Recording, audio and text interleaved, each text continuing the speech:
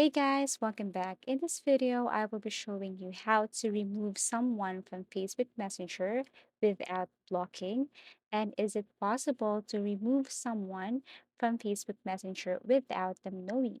So first, you just have to make sure that you're using the latest version of your Facebook Messenger application by going to your Play Store or App Store and then type Messenger. And you have to make sure that the button here, the blue button one is not update. So if you see this one, you need to update your Messenger application.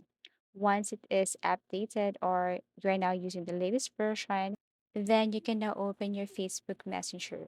So if you tap the profile of the person, or any of the conversation here and go to this person's profile, you will not see an option that says remove. For example, this one, I want to remove this person. If I tap this eye at the top right corner and scroll down here, I cannot see or the remove option or feature is not here yet. However, there is this option or feature that says restrict.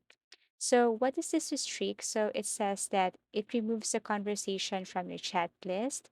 They won't see you when your read message or active status. So it seems like this feature is also if you want to remove someone on your messenger. So tap restrict, and as you can see, it's restricting. Then you will see this person's name is restricted. So whenever you are online or active, this person will not be notified or this person will not be able to see you if you're active and online. If you also restrict this person on your Facebook application, then this person will no longer see your status or whatever your recent activities on Facebook. It's the same thing with deleting this person without this person knowing. You will have your privacy. So restrict, it lets users limit who they can interact with. So for the meantime, that Facebook cannot keep as the remove option, maybe someday, but as for the moment, you can use this restrict feature to limit someone's interaction with you on your messenger.